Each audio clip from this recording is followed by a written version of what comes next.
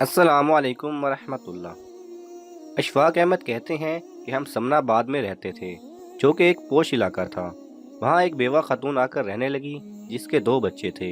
خاتون بہت خوبصورت، نوجوان، ماڈرن تھی، اور اس کا انداز رہن سہن کچھ شوخ اور باقی لوگوں سے مختلف تھا۔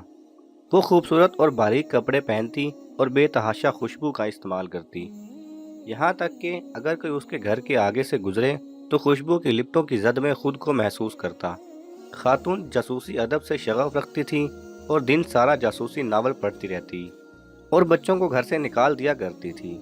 اس کے گھر کچھ مشکوک لوگوں کا بھی آنا جانا تھا، جس کے باعث خاتون کے بارے لوگ اچھی رائے نہیں رکھتے تھے۔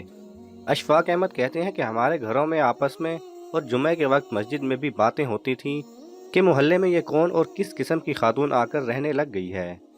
ایک دن ایسا ہوا کہ وہ سبزی کی دکان پر گئی اور 3 دن بعد انتقال کر گئی، اور جو لوگ اس کے گھر آتے تھے وہی اسے کفن دفن کے لیے ساتھ لے گئے۔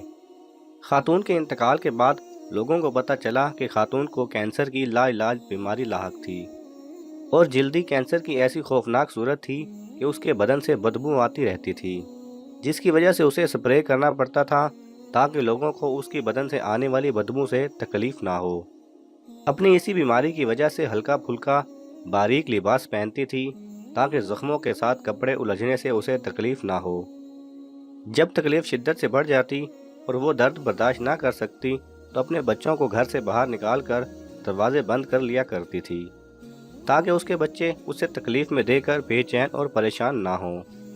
اس کے گھر آنے والا ایک بندہ اس کا دیور تھا، دوسرا اس کا فیملی ڈاکٹر تھا جو اس کی دیکھ بھال پر مامور تھا، اور تیسرا اس کا وکیل تھا۔